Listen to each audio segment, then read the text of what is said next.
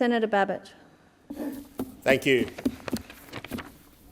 Now, the UAP, obviously, we support the establishment of a Royal Commission into our COVID-19 response. We don't just support one, we demand one. It's time. Now, to simply move on from the pandemic as in nothing ever happened, don't worry about it, that's an outrage, an absolute outrage. Maybe an even greater outrage than the multiple outrages perpetrated during the pandemic itself. Now, to not forensically examine how the government and the public institutions handled the COVID crisis would represent an epic failure of curiosity, a dereliction of public duty, and it would heap insult on top of injury to the millions of Australians whose lives were devastated, not only by the virus, but more importantly, by the government's response to the virus. Now, University of New South Wales Professor of Economics, Gigi Foster, analysed the economic health and societal impact of government-imposed COVID lockdowns and estimated that the cost was 68 times greater than any benefit provided. If she's even half right, we need to investigate that. If it's even partly true, just partly true, decency alone, let alone duty, demands a full and frank inquiry. Now, real-world evidence comparing Sweden, where lockdowns were not implemented, with nations like ours, where government panic was the order of the day, showed that Sweden actually did better on every relevant data point. Does anyone here remember what happened in my home state of Victoria? Police enforced curfews, rings of steel around Melbourne, a pregnant woman, a mother, arrested in her home for a Facebook post. Now, to ignore this, to sweep it under the carpet, to insist nothing to see here, that's just disgraceful. That's what that is, it's disgraceful.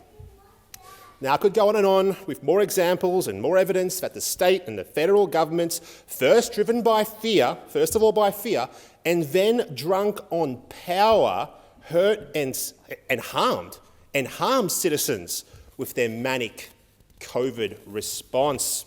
Investigation, we need to have one.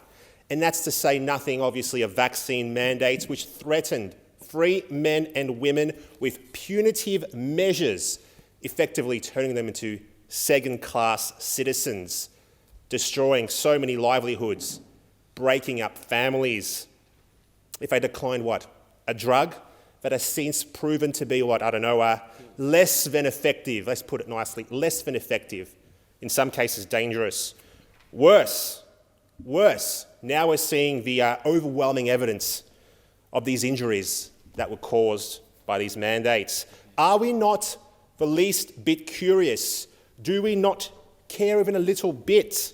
Are we really going to tell Aussies that we're not interested?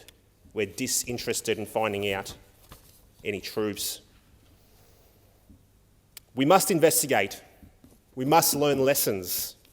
We must make sure that these mistakes are never repeated. Now, a Royal Commission into Australia's COVID-19 response is not something that we should just consider. It is something that we should begin at the earliest opportunity. The earliest opportunity. It is the least that we can do for the people that we represent. Now, I was elected largely on the issue of lockdowns and vaccine mandates due to the heavy-handed nature, the unscientific nature of what the government did, both in my home state of Victoria and obviously around the country as well. And I made a promise to the people that voted for me that I would always push for an investigation. I would uncover the truth. And I'm here today to call on all of you to have an interest in the truth, to say, hey, we're not going to sit back and just push this under the rug. We're going to find out what happened because we want to do better for our constituents. We don't want to be back in this position in the future again one day, especially now that the World Health Organization has come out and says that they want control over our health policy. Let's not let this happen again. Thank you. Yeah,